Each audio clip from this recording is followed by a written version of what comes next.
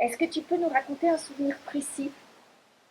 J'ai le souvenir d'un voyage entre Alger et Galma, une époque où j'étais malade, et j'étais dans la voiture à l'arrière.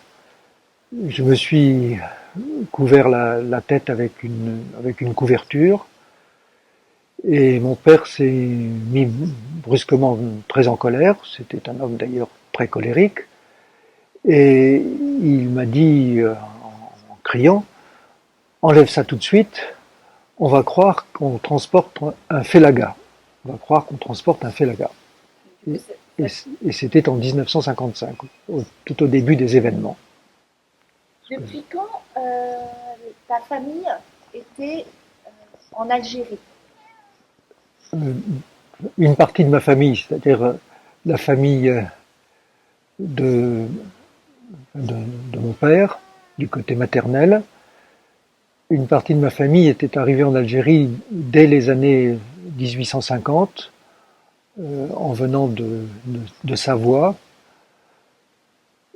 Et mon grand-père, lui-même né en France, à Carcassonne, est arrivé en Algérie tout au début du XXe siècle.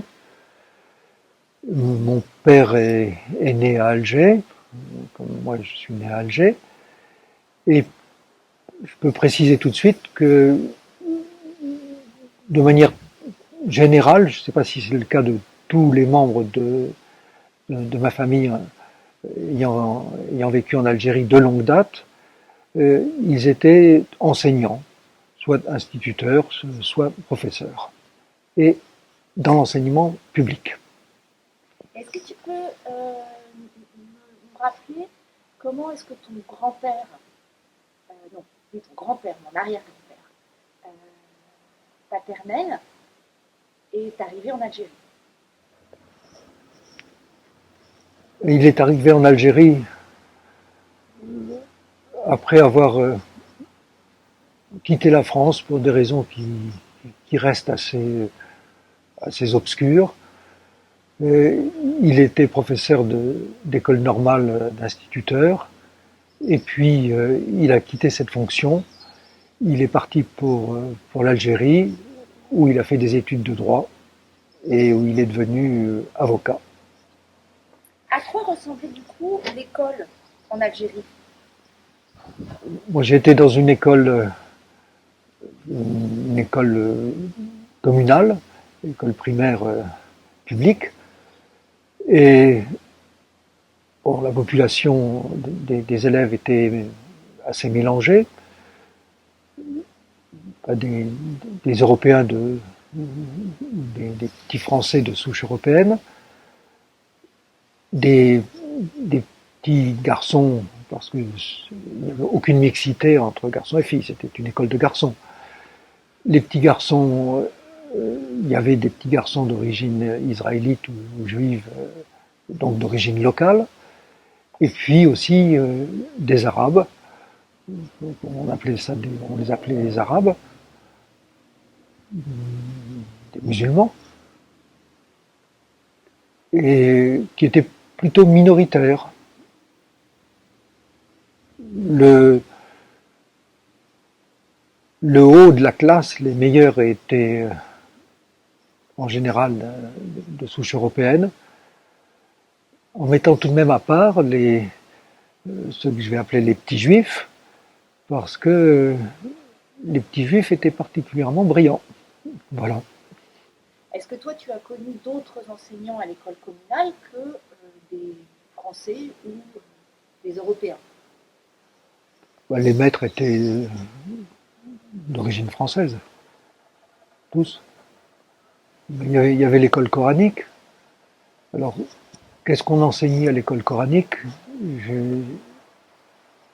J'avoue que je n'ai jamais posé la question, et donc je n'ai jamais eu la réponse. Mais je suppose que beaucoup d'enfants de population musulmane allaient à l'école coranique. Selon toi, quelle est définition du pied noir? Bon, le pied noir était, ou plutôt, plutôt spontané, plutôt rêveur.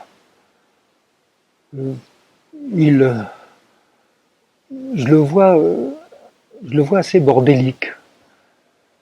Et puis, s'il était, s'il était gai, c'était une gaieté un peu mélancolique, un peu triste. Pas, bon, disons, le beau soleil de l'Algérie n'avait pas pour effet de l'égayer tellement. Il plaisantait beaucoup. Et ça a perduré, à ta connaissance, quand ils sont arrivés en France. Ça a dû perdurer, mais je, quand j'ai connu en France des personnes qui revenaient d'Algérie, mais dans un milieu qui était le mien et qui était un milieu tout de même un milieu social assez élevé. Est-ce que j'ai pu noter dans ce milieu social des traits de caractère particuliers? J'en vois dans ma famille, avec pas mal de causticité, pas beaucoup d'humour, euh, quelque chose d'assez rude tout de même dans la manière de s'exprimer. Bon, je peux difficilement dire plus. Est-ce que tu as en tête des mots, des expressions? Bon, il y a pas mal de mots qui sont devenus, enfin, qui sont aujourd'hui en usage dans la langue française et qui ont une origine arabe. Je pense qu'ils sont arrivés dans la langue métropolitaine en provenance de l'Algérie et des Pieds Noirs. Mais ce qui était tout de même très particulier, c'était une certaine manière de s'exprimer, disons, des déformations linguistiques qui étaient celles d'une espèce de langage, d'un créole, un véritable créole, qui se formait petit à petit et qui comportait je sais pas, des manières de parler, celui-là, là. On disait pas avec, on disait vec. Et bon, il y a plein de manières de s'exprimer qui étaient celles d'un parler particulier en formation progressive. Et est-ce qu'il y avait une utilisation de certains mots arabes? Ah, bien sûr, oui, oui, oui, il y avait l'utilisation de certains mots arabes. Je sais pas, hein, pour dire vite, on disait fissa. Bon, quand on parlait d'un petit serveur, on disait le petit yaouled. Bon, mais ça c'est quand même c'est de l'arabe, voilà. Est-ce que, selon toi, tu étais considéré comme un colon? Et du coup, quelle serait ta définition à toi du colon? Bon, moi personnellement, je vois pas que j'ai pu être considéré comme un colon. D'ailleurs, tout simplement parce que j'avais très peu de relations avec la population indigène ou autochtone. La définition du colon, bon, il y a la définition qui est en gros celle du dictionnaire, c'est-à-dire quelqu'un qui va s'installer dans un pays qui n'est pas le sien et qui a été conquis ou qui est sous, sous l'administration soit de son pays d'origine, soit d'un autre pays que celui où il va résider. Bon. Maintenant, le mot colon en Algérie concerne plus précisément les propriétaires terriens. Il y avait tout de même pas mal de gros propriétaires terriens qui exploitaient la terre et qui exploitaient les indigènes, les Arabes qui cultivaient cette terre. Et c'est cela, à mon avis, qui mérite véritablement l'appellation de colon dans un sens négatif, vraiment négatif. Est-ce qu'il y avait une véritable mixité et est-ce qu'il y avait des différences de statut entre les individus? Non. Le quartier que j'habitais dans la banlieue d'Alger, à la limite d'Alger, il y avait une partie, une sorte de bloc d'immeubles, et bordant des maisons qui étaient de belles maisons, et nous étions dans une de ces belles maisons, mais juste de l'autre côté de la rue, vous trouvez des HLM, et dans ces HLM habitaient des petits blancs, et beaucoup de Maltais, des Italiens, peut-être sans doute aussi des Espagnols, et plus loin, mais de façon clairement séparée, on trouvait un quartier arabe où, alors pour le coup, il n'y avait plus que des Arabes. Donc il y avait les Arabes, ça se jouxtait, d'accord, mais il y avait tout de même ces immeubles, cette partie de petite banlieue où ne vivaient que des Européens, et puis cette partie séparée où ne vivaient que des Arabes. Et est-ce qu'il y avait une différence de statut administratif ou juridique? Alors, des différences de statut juridique, oui, dans la mesure où le principe était que les personnes de confession musulmane avaient un statut personnel concernant les règles familiales qui restait le leur, celui lié à leur religion. Petit à petit, ils ont été assimilés à la population française. Mais pour commencer, évidemment que non. Ils ne l'étaient pas. Sur le plan administratif. Est-ce que tu peux me parler de ce qui resterait aujourd'hui, 60 ans après, de tes racines pieds noirs, et comment est-ce que tu as l'impression ou pas l'impression de l'avoir transmis à tes filles? Ouais, mes racines pieds noirs, bon, d'une certaine façon, j'y tiens. C'est, bon, j'aime avoir vécu de l'autre côté de la Méditerranée jusqu'à l'âge de 11 ans. Bien. Je sais que ma famille, une bonne partie de ma famille vivait là-bas, et puis bon, ça a du sens pour moi de me souvenir de cette présence de ma famille en Algérie.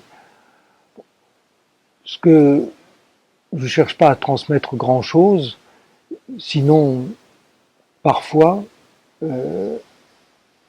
essayer de retrouver ce qu'était l'accent pied noir, dont je pense qu'il a été assez profondément transformé en France avec un accent qui est devenu l'accent juif pied noir.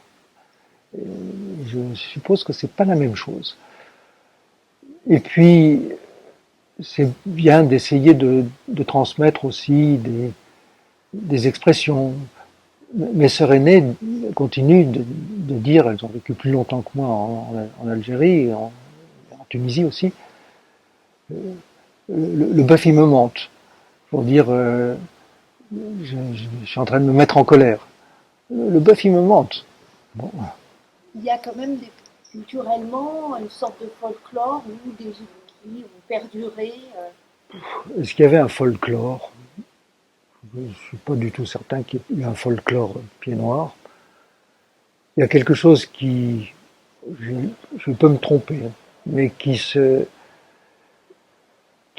créé en France, c'est un folklore juif pied noir. Et c'est autre chose. Et les petits blancs, est-ce qu'ils avaient un folklore? Ils avaient des habitudes de parler, des habitudes de vie. Le fait de manger des merguez, c'est pas très, c'est un tout petit bout de folklore qui signifie pas grand-chose. Est-ce que selon toi, il y avait un partage de culture, de mélange culturel? Je n'ai pas l'impression qu'il y ait eu de partage, tout simplement. Voilà. Mais c'est vrai que le couscous, c'est devenu une institution importée par les Européens. Bon. Quelle serait, toi, ta Madeleine de Proust? Ben si c'est une Madeleine algérienne, les deux confessions musulmanes, disons, parce que j'ai gardé très longtemps dans l'oreille l'appel à la prière du muezzin, la psalmodie particulière de l'appel à la prière. On l'entendait pas très loin de là où j'habitais, à Cuba. Quand tu penses à l'Algérie, est-ce qu'il y a quelque chose qui te fait rire et est-ce qu'il y a quelque chose qui te fait pleurer? Il y a bien une chose qui me fait au moins sourire, euh, c'est ce qui s'est passé avec mon oncle, le frère de mon père, qui est resté en Algérie jusqu'au bout, et même un an après l'indépendance. Et alors qu'il n'était pas particulièrement favorable à l'Algérie algérienne, il ne l'était même pas du tout, il a été plastiqué par l'OAS. À l'époque, il était, je ne sais plus exactement s'il était encore maire de la ville de Guelma, mais en tous les cas, l'OAS l'a plastiqué. Et c'est un homme qui était d'un courage extrêmement simple et parfaitement, comment dire, oui, il avait peur de rien. Il dormait profondément. Il s'est pas réveillé. Il a été tout surpris le matin de voir que toutes les vitres de la maison avaient explosé et que la porte d'en bas était très abîmée. Voilà. Ça me fait sourire. Et est-ce qu'il y a quelque chose qui te fait pleurer? Ça, je garde un souvenir attristé d'une petite scène que j'ai connue à la fin à l'extrême fin de la classe de 7e, CM2. Et je m'étais lié amicalement avec un petit garçon arabe qui était un bon élève, comme moi, qui s'appelait, je crois, qui se prénommait Mohamed, donc ça devait être l'aîné de la famille. Et je lui demande, à la fin du mois de juin ou quelque chose comme ça, dans quel lycée il compte aller. Il pense aller l'année prochaine, en 6e. Et il s'arrête et il me regarde et, avec une expression triste et pas moqueuse, mais ennuyée. Et il me dit, mais tu n'as pas compris? Pour moi, c'est terminé. Je vais à Bellecour, au collège, et puis je passe le certificat d'études, et ensuite c'est fini. Et au lycée, il n'y avait pratiquement plus aucun arabe. Est-ce que tu as des souvenirs associés à des chansons d'Enrico Macias ou à de la musique arabo-andalouse?